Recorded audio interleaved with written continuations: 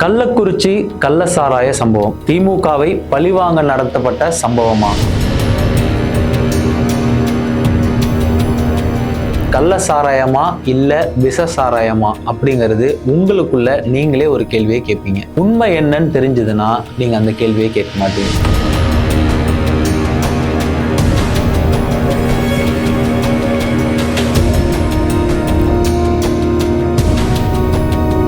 அரசாங்கத்தையே ஆட்டி படைக்கக்கூடிய சம்பவமாக தான் இந்த கள்ளக்குறிச்சி சம்பவம் நடந்தேறி இருக்கு.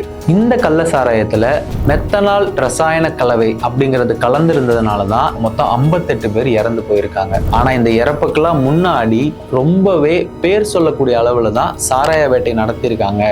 ஆனா சாராய ஊழல்களை அழிப்பதுல போலீசார் அதிகம் கவனம் செலுத்தியிருக்காங்க அப்படின்னு சொல்லி இதுக்கு முன்னாடி சமூக ஆர்வலர்கள் நிறைய பேர் குற்றம் சாட்டிட்டு இருந்தாங்க. கள்ளக்குறிச்சி பக்கத்துல தான் கல்வராயன் மலை அப்படிங்கிற ஒரு மலைப்பகுதி இருக்கு.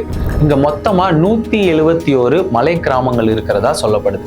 ஸோ அப்படி இருக்கக்கூடிய சூழ்நிலையில இந்த மலை கிராமத்துல வசிக்கிற நிறைய மக்களுக்கு அவங்களுக்கு பெரிய அளவுல எந்த ஒரு வேலை வாய்ப்பும் இல்லை, அவங்களுக்கு பெரிய அளவுல பொருளாதாரம் இல்லை அப்படிங்கிற ஒரே ஒரு காரணத்தினால மட்டும்தான் அவங்களுக்கு என்னெல்லாம் வேலை கிடைக்குதோ அந்த வேலையெல்லாம் செஞ்சு அவங்களோட வாழ்க்கைய அவங்க நடத்தி வந்திருக்காங்க. ஆனா அங்க பெரும்பாலான மக்கள் என்ன சொல்றாங்க அப்படின்னா, அவங்களோட வேலைக்காக அவங்க பக்கத்து மாநிலமான ஆந்திர பிரதேசத்துக்கு மரம் வெட்டுறதுக்காக போறாங்க. ஆனா அந்த மரம் வெட்டுற தொழிலையும் கூட செம்மரம் நிறைய பேர் கடத்திட்டு வராங்க, அதை வெட்டி அவங்க விற்பனை செய்யறாங்க அப்படின்ற மாதிரியும் நிறைய பேர் சொன்னாங்க.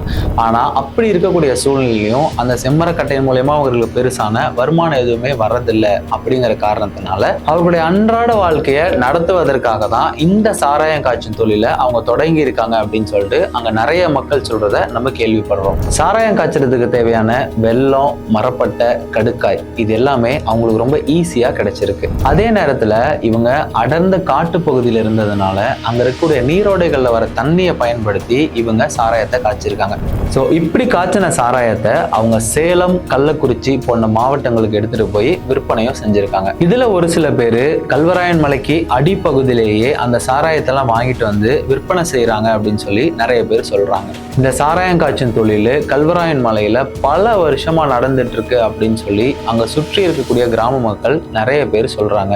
மாசத்துக்கு 2-3 தடவை மட்டும் போய் அந்த சாராய ஊழல்களை போலீசார் அழிச்சிட்டு வருவாங்களாம். ஆனா சாராயம் காய்ச்சறது யாருன்னு தெரிஞ்சும் கூட போலீசார் அவர்களை கைது செய்யறது இல்லை அப்படின்னு சொல்லி அந்த ஊர் மக்கள் நிறைய பேர் குற்றம் சாட்டுறாங்க. அதே நேரத்துல சாராய ஊழலை அழிக்கிறதுல காட்டின ஆர்வத்தை அந்த வியாபாரிகளை கைது பண்றதுல காட்டல அப்படின்னு சொல்லி அந்த ஊர் மக்கள் நிறைய பேர் குற்றம் சாட்டுறாங்க. பேருக்கு சில பேரை கைது பண்ணிட்டு அந்த சாராய ஊழலை அழிச்சிட்டோம் அப்படின்னு சொல்லி செய்தி மட்டும் வரதா அந்த ஊர் மக்கள் சொல்றாங்க. கடந்த 1ஆம் தேதியிலிருந்து 18ஆம் தேதி வரைக்கும் பார்த்தோம்னா 15,155 லிட்டர் சாராய ஊழலை போலீசார் அழிச்சிருக்காங்க.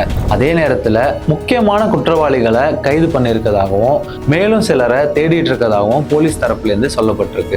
கல்வராயன் மலை அடிப்பகுதியில இந்த கள்ள சாராய ஏலம் விடுதல் அப்படிங்கிறது ரொம்ப வருஷமாவே நடந்துட்டு இருக்குன்னு அந்த ஊர் மக்கள் சொல்றாங்க.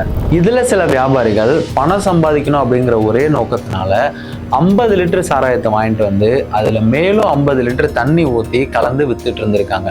இதுல சிக்கல் என்னன்னா, ஆல்ரெடி சரக்கு அடிக்கிறவங்களுக்கு இன்னும் வீரியம் அதிகமா வரணும் அப்படிங்கிற ஒரே காரணத்தினால அதுல மெத்தனால் மற்றும் ஸ்பிரிட் போன்ற ரசாயன கலவைகளை கலந்து வித்துட்டு இருந்திருக்காங்க. ஆனா சரியான விகிதத்துல இதை கலக்காததுனால பல பேருக்கு உடல்நல பாதிப்பு ஏற்பட்டிருக்கு. இப்ப வரைக்கும் மொத்தம் 58 பேர் இறந்தும் போயிருக்காங்க. இதுக்கு முன்னாடி பல தடவை ரைடு நடந்திருந்தாலும் இந்த கள்ள சாராயத்தை தடுக்கிறதுக்கு ஒட்டுமொத்த கள்ளக்குறிச்சி போலீசாரும் வருவாய்த்துறையோட சேர்ந்து ஒரு மாஸ் ரைடு நடத்தி அந்த சாராயத்தை அழிச்சிருந்தாங்க அப்படின்னா இப்படிப்பட்ட ஒரு சோகமான சம்பவம் நடந்தே இருக்காது அப்படின்னு சொல்லி அங்க இருக்கக்கூடிய உள்ளூர் கிராம மக்கள் சொல்றாங்க. இதுல சோகம் என்ன அப்படின்னா, ராமர் என்ற சாராய வியாபாரியோட அப்பா அந்த சாராயத்தை குடிச்சு உயிருக்கு போராடிட்டு இருந்திருக்காரு. உடனே அவரு எல்லா சாராய வியாபாரிகள்கிட்டையும் இந்த சாராயத்தை விற்க வேணாம் அப்படின்னு சொல்லியிருக்காரு. இதை எல்லாரும் பின்பற்றும் போது கண்ணுக்குட்டி அப்படிங்கிற சாராய வியாபாரி மட்டும் மொத்தம் 250 லிட்டர் சாராயத்தை வித்திருக்காரு.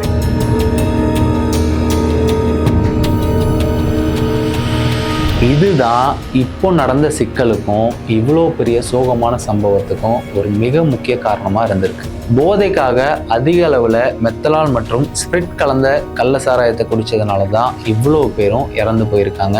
இதுதான் இப்போதைக்கு இருக்கக்கூடிய அரசாங்கத்தையே ஆட்டி படைச்சிருக்கக்கூடிய ஒரு விஷயமா இருந்திருக்கு. இதுக்கு தீர்வு என்ன அப்படின்னா, கட்சி பேதம் இல்லாம குற்றவாளிகள் யாரா இருந்தாலும் அவர்கள் மேல கடும் நடவடிக்கை எடுக்க வேணும் அப்படிங்கிறது தான் எல்லாரோட எதிர்பார்ப்பாகவும் இருக்கு. இந்த விவகாரம் தொடர்பா சிபிசிஐடி போலீசார் வழக்கு பதிவு செஞ்சு தனிப்படை அமைச்சு தீவிர விசாரணை மேற்கொண்டு வராங்க.